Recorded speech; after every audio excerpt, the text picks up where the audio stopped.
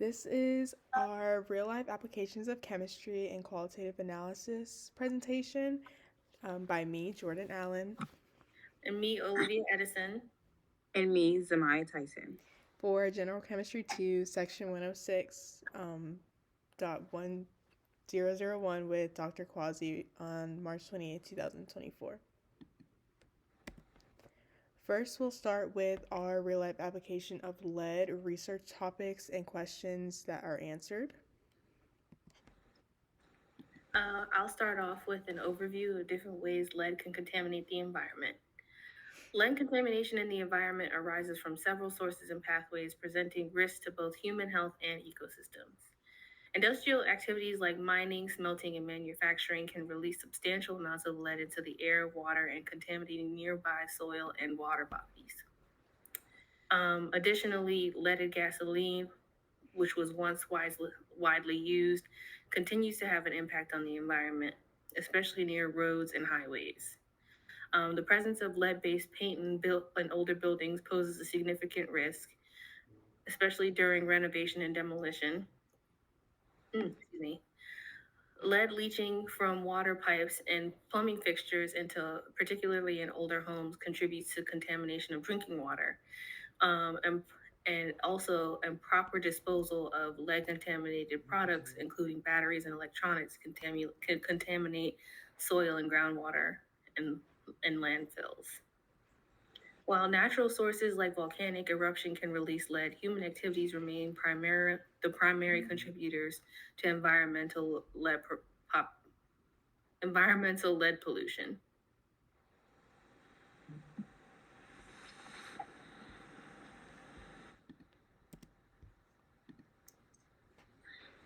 The chemical forms of lead that when ingested are harmful. So there are several chemical forms of lead that pose a significant health risk when ingested. Traditional remedies such as Arzicon and Greta, which are typically used to alleviate stomach symptoms, have been found to contain high levels of lead. Additionally, imported foods and candies, including tamarind candy from Mexico and spices from India, have been discovered to have lead in them as well. Exposure to lead can also be through inhalation, through lead particles from bullets, pellets, and hobby items like fishing weights.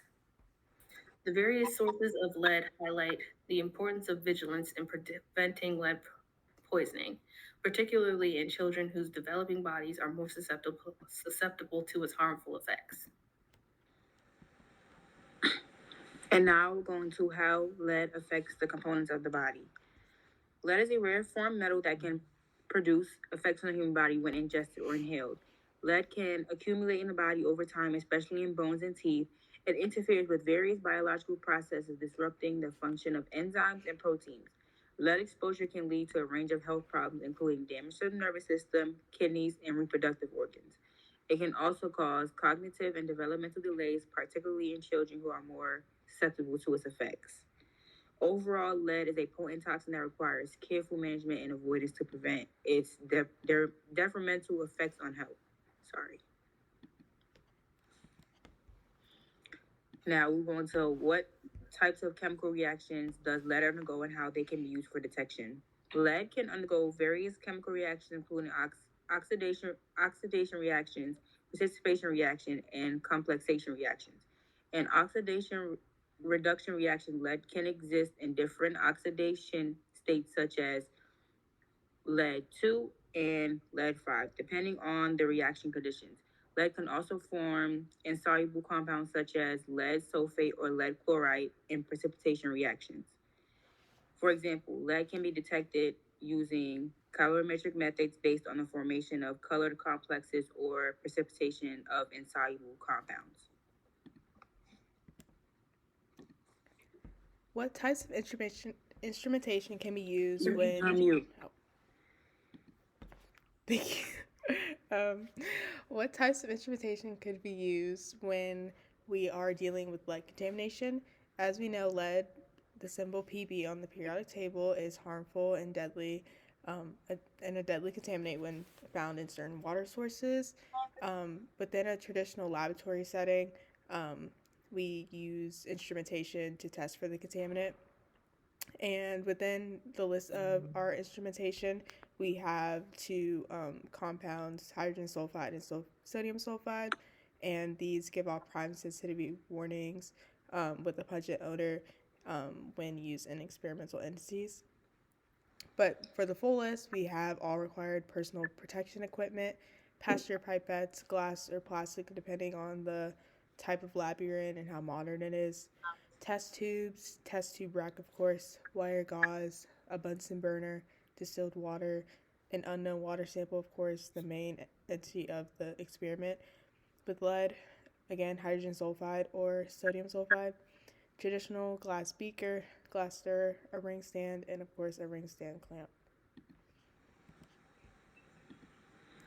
Recently developed ways to detect lead in water and the underlying chemistry.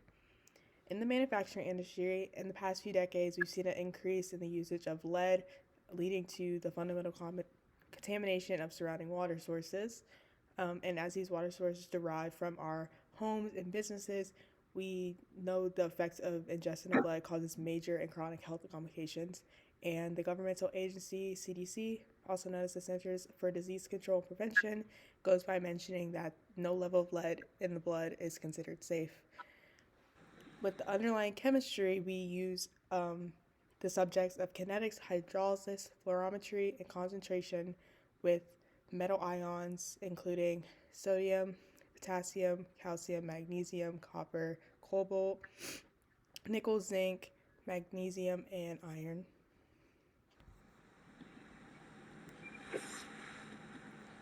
And to go into list other recently developed ways to detect lead in water, we use certain classes of electrochemical, nanoparticle, DNA enzymes, and small molecules to detect lead in water. And these roll out the following methods and techniques, such as ASV, CSV, ADSV, DPV, fluorescence, absorbance, fluorescence by itself, absorbance, air distribution of CD, LIF, and reflectance.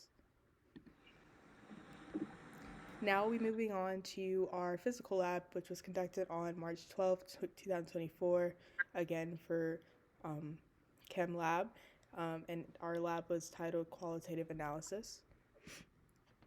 As we were all in different lab partners or lab groups, we all had different pictures and evidence to show for this presentation itself.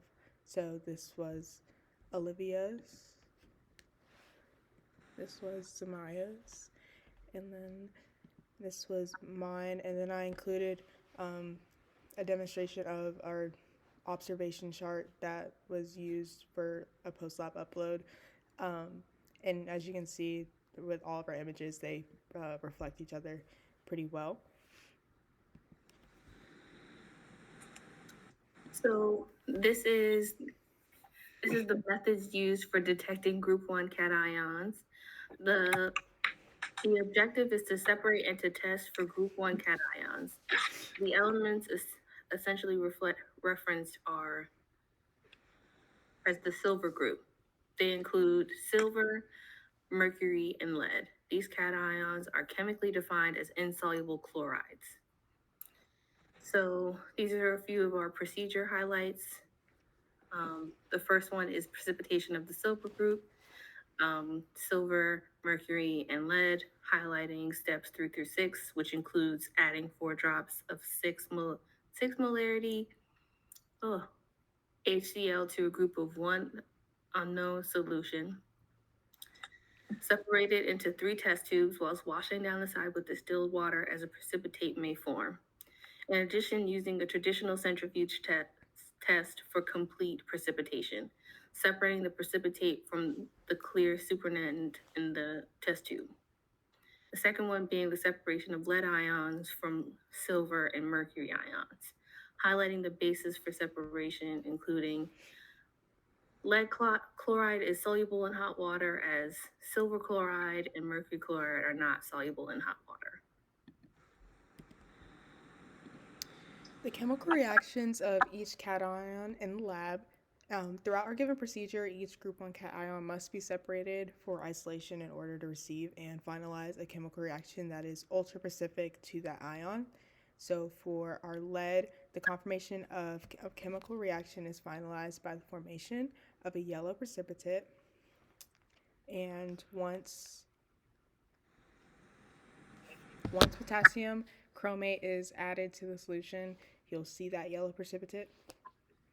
And then for mercury, conformation of a chemical reaction is finalized by the formation of a yellow precipitate as well once potassium iodide is added to the solution. And the conformation of a chemical reaction is finalized by the appearance of a white precipitate once nitric acid is added to the solution for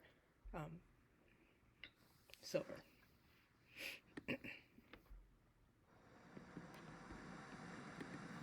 Again, with this basically the description of the physical changes with each cation. We see that the pictures shown resemble the actual chemical reaction. So you see you have a yellow precipitate formed for both lead and mercury, and then silver itself, we see a white precipitate instead. And now we will go into how simulations can be used to aid in lead detection. Simulations can be used for lead detection in various ways, primarily in the context of environmental monitoring and risk assessment. Here are some ways simulations can be applied. The first example we used was environmental modeling. Simulations can model the dispersion of lead in the environment, considering factors like wind patterns, topography, and soil composition. The second way was biological pathways. Simulations can model how lead moves through biological systems, including absorption, distribution, metabolism, and excretion. Lastly, sensor development. Simulations can aid in the development and optimization of lead detection sensors by simulating the interaction between lead and sensor materials. Researchers can design sensors with improved sensitivity and selectivity. Here are our references used for research to apply to our presentation. And that is the end. Thank you for watching on behalf of me, Olivia, and Zamiah.